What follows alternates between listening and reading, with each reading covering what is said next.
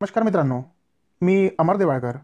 आपण पाहत आहात टेकसुधा यूट्यूब चॅनल. या चॅनलमध्ये तंत्रज्ञानविषयीचे नवनवीन व्हिडिओ आपल्याला नियमित पाहायला मिळतील. नियमित व्हिडिओ पाहण्यासाठी आपण चॅनलला सबस्क्राईब करा, व्हिडिओला लाईक करा आणि व्हिडिओला शेअर करा.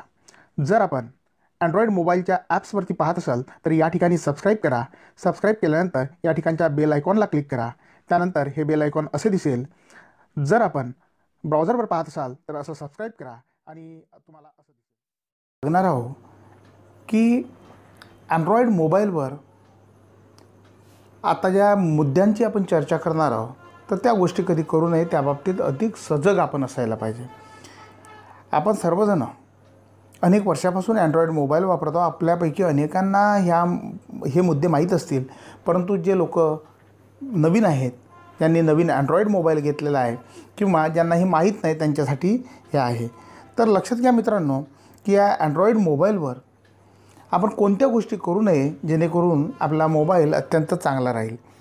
तर सुरुवातीला लक्षात घ्या की वारंवार आपण बॅकग्राऊंड ॲप जे चालत असतात, जे डाव्या बाजूला बटन असते त्याला दाबून त्याचे बॅकग्राऊंड ॲप हे कट करत असतो.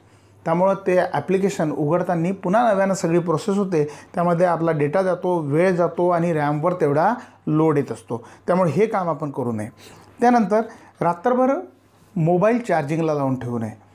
आता नवीन सगळ्या मोबाईलमध्ये ॲटो कट असते, म्हणजे पूर्ण चार्जिंग झाल्यानंतर ॲटोमॅटिक ते पॉवर कट होत असतो. परंतु त्यामुळं काही धोका नाही, कारण ॲटो कट होत असते, ते प्रॉपर काम करत असते.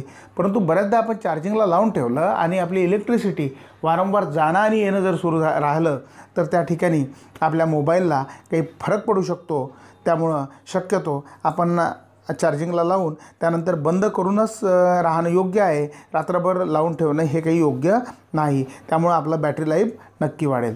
त्यानंतरचा मुद्दा तुम्ही लक्षात घ्या की या ठिकाणी थर्ड पार्टी ॲप्लिकेशन, म्हणजे जे प्ले स्टोअरवर तुम्हाला ॲप्लिकेशन मिळते तेच ॲप्लिकेशन तुम्ही आपल्या मोबाईलवर वापरायचं आहे.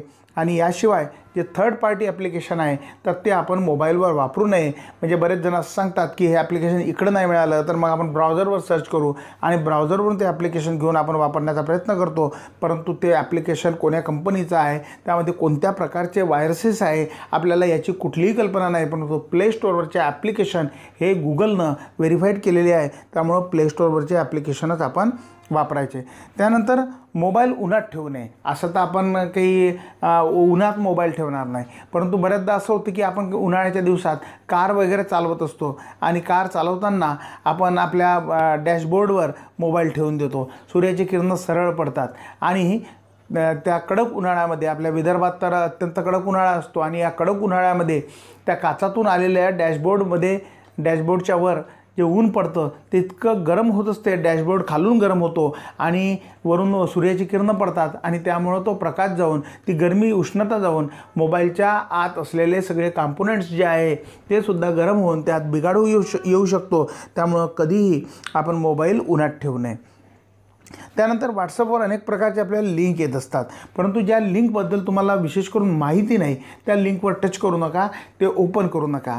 बऱ्याचदा मलेशियस वेबसाईटच्या सुद्धा लिंक असतात आणि त्यामुळं मोबाईलवर विपरीत परिणाम होऊ शकतो. जरी आपला अँड्रॉईड हा म्हणजे व्हायरसेससाठी अतिशय चांगला आहे, म्हणजे व्हायरसचा अटॅक तितका लवकर अँड्रॉईडवर होत नाही, तरी पण या प्रकारचे व्हायरस येण्याची सुद्धा शक्यता असते. त्यामुळं अननोन अशा वेबसाईट किंवा अननोन लिंकला तुम्ही क्लिक करू नका.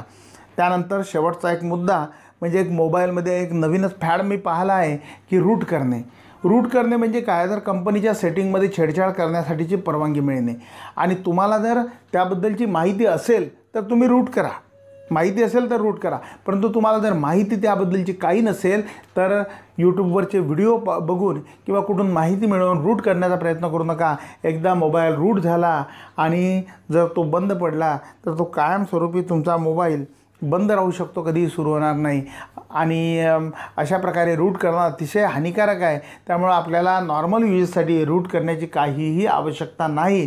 त्यामुळं ज्या गोष्टी आपल्याला माहिती नाही, ज्या गोष्टीबद्दलची आपल्याला माहिती नाही त्या गोष्टी आपण न केलेल्या बऱ्या.